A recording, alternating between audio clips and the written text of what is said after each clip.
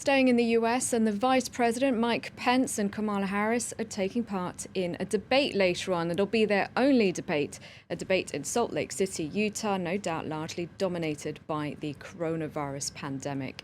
Joining me in the studio, Armin Jordan, our international affairs editor. Armin, how much does this debate matter? Well, it matters because the country is so polarized. So obviously, this is a chance for both sides to show where America should be going. That is a case that they will both be making.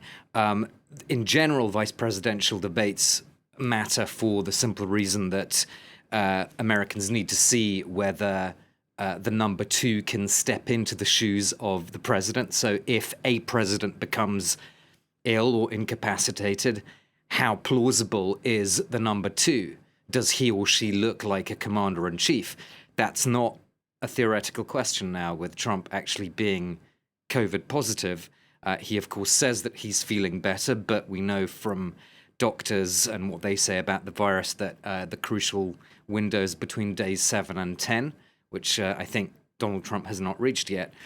So yes, it is both about the future of the country and the question of who looks most plausible as the commander-in-chief. Mike Pence obviously will make the case that he has actually been the vice president for nearly 4 years, and that gives him a certain experience already, a track record.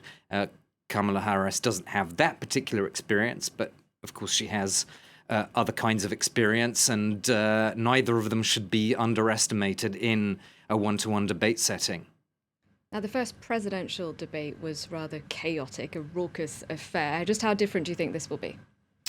Well, this is unlikely to be a sort of show in the Trumpian sense, because both Kamala Harris and Mike Pence have a different temperament, so it's probably going to be it will probably have a different feel.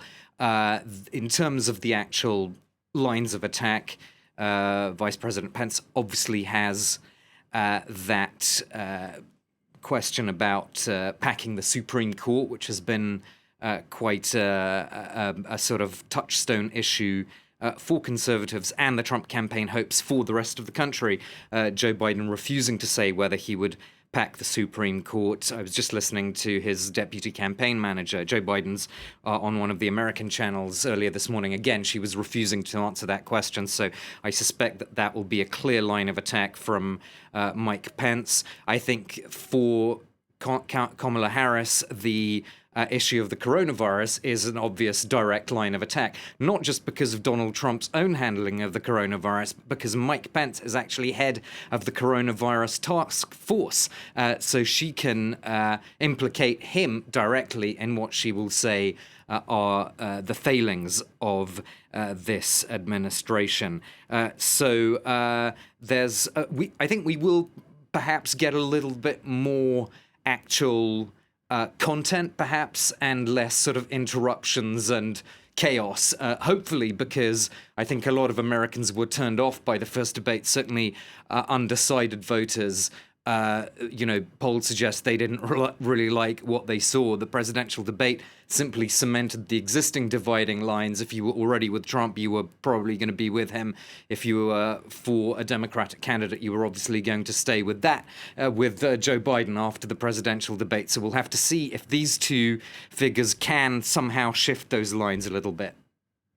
All right. Thank you very much, Armin.